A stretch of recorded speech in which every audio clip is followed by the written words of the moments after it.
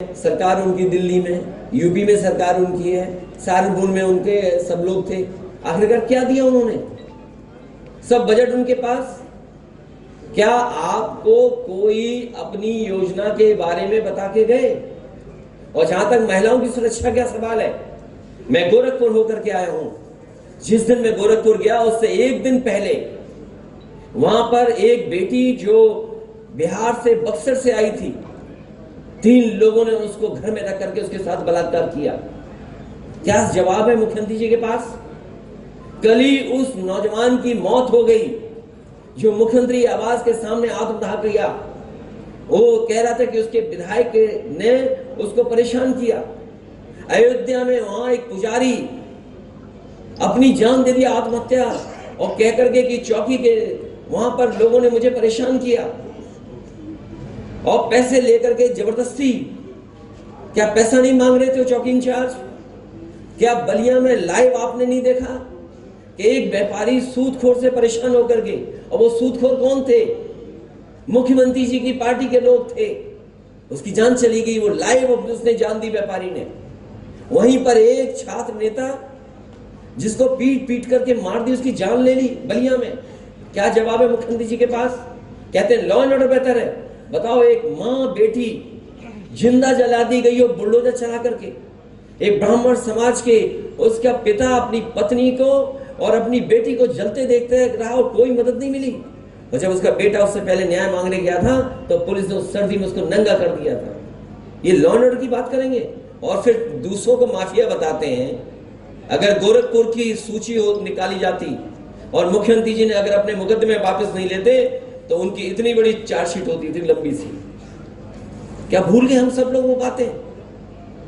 क्या मुख्यमंत्री जी ने मुकदमे नहीं वापस लिए?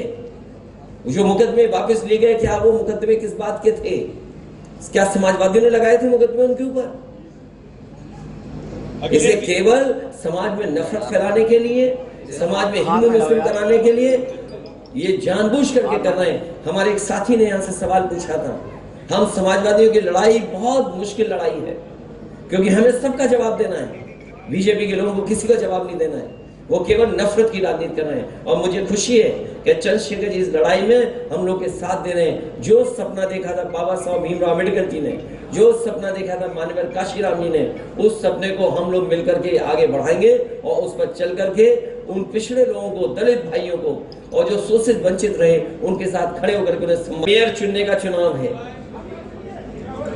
मैं देख रहा हूं, जहां भी जा रहा हूं, जहां अगर भारतीय जनता पार्टी का मेयर रहा है, नगर पालिका अध्यक्ष रहा है, तो उसने शहर को बर्बाद कर दिया है।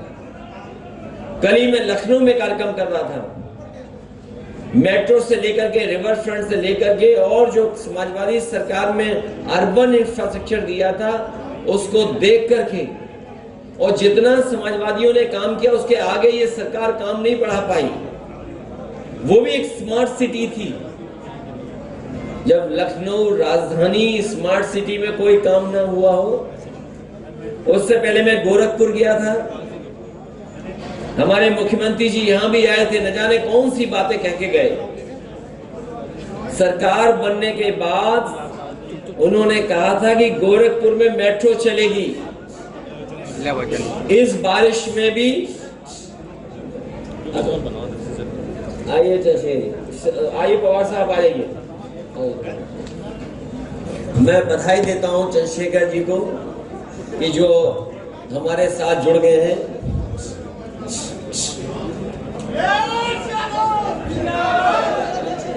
ये चुनाव जहां अर्बन बॉडीज का है, वहीं जो शहरों में सुविधाएं देनी चाहिए थी, मिलनी चाहिए थी, हमें पीछे मुड़ के देखना है क्या इस सरकार ने वो सुविधाएं दी हैं। ये स्मार्ट सिटी है, केवल नाम के लिए स्मार्ट सिटी है। क्या कूड़ा का निस्तारण ठीक हुआ? क्या नालियां नाले ठीक हो गए? क्या बिजली का इंतजाम जो होना था वो ठीक हुआ? और स्मार्ट सिटी ये भी तय करता है कि वहां पर शिक्षा की व्यवस्था, स्वास्थ्य की व्यवस्था अच्छी होगी। सहारनपुर के लोगों को बताओ, आपकी शिक्षा की व्यवस्था कितनी बेहतर हुई। ये वही बीजेपी के लोग हैं जिन्होंने सरकार बनने के बाद कहा कि हम सस्ती शिक्षा दिलवाएंगे। आज शिक्षा का स्तर क्या है और कितनी महंगी है, स्वास्थ्य सेवाएं जहाँ ठप है। मुझे याद है आशुक मलिक नेताजी के साथ और बहुत यहाँ के जिम्मेदार और देवबंद के बहुत ही सम्मानित प्रतिष्ठित मौलाना अशरफ मदनी साहब भी थे उस कार्यक्रम में, जिस कार्यक्रम में यहाँ पर मेडिकल कॉलेज दिया गया था।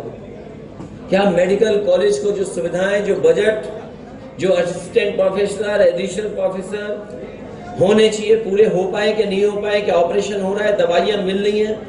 क्या स्मार्ट सिटी का हिस्सा वो नहीं है? लोगों को आने जाने के लिए क्या पब्लिक ट्रांसपोर्ट सिस्टम कुछ सहारनपुर में मिला है कि नहीं मिला है? वो नहीं है। लोगों को आने जाने के लिए क्या पब्लिक ट्रांसपोर्ट सिस्टम कुछ सहारनपुर में मिला है कि नहीं मिला है? ये तमाम इन चीजों के चुनाव हैं। लेकिन हमारे मुख्यमंत्री जी क्या कह गए हैं? वो तारीख पत्रकार साथी ज्यादा बेहतर समझेंगे। मुख्यमंत्री जी के आने से पहले तमंचा बनाने वाले पकड़े गए कि उनके बाद पकड़े गए? मैंने अखबार पढ़ा है। कम से कम सरकार सूची वो देगी कि कहां कहां सप्लाई चल रहा था। कहीं ऐसा तो नहीं बीजेपी के लोग इसमें शामिल रहे हो? और मुख्यमंत्री से कोई सवाल पूछो, सड़क में गड्ढे क्यों? उनका जवाब आप जानते हो। उनसे पूछिए कि आपने कूड़े का निस्तारण किया? जवाब आप जानते हो। क्या ट्रैफिक का इंतजाम आपने बेहतर किया? ट्रैफिक का इंतजाम तो पूरा सांडों के हवाले कर दिया, जानवरों के हवाले कर दिया। कोई बड़ा शहर और बड़े शहर की सड़क नहीं बची जहां पर ट्रैफिक का इंतजाम जानवर न देख रहे हो। और साथियों को मौका मिलता, सरकार समाजवादियों की होती तो विकास दूसरी तरीके से दिखाई देता है। अखिलेश जी, जो घोषणा पत्र अपना अभी जारी किया है बीजेपी ने लखनऊ के अंदर, मैं ये चाहता हूँ एक बार चंद्रशेखर जी बोल दें, फिर आप सवाल। एक सवाल है बस ये सर, आप ये बताइए जो घोषणा पत्र नेताजी ने जिस तरह से स्टैंड मुसलमानों के इश्यूज पे लिया और बिल्कुल स्ट्रॉन्ग स्टैंड आप पर जो बीजेपी से मिले हुए हैं।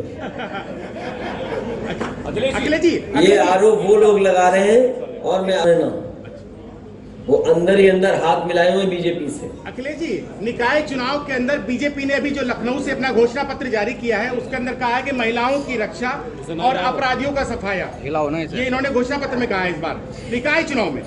देखिए, ये विषय निकाय चुनाव का नहीं है।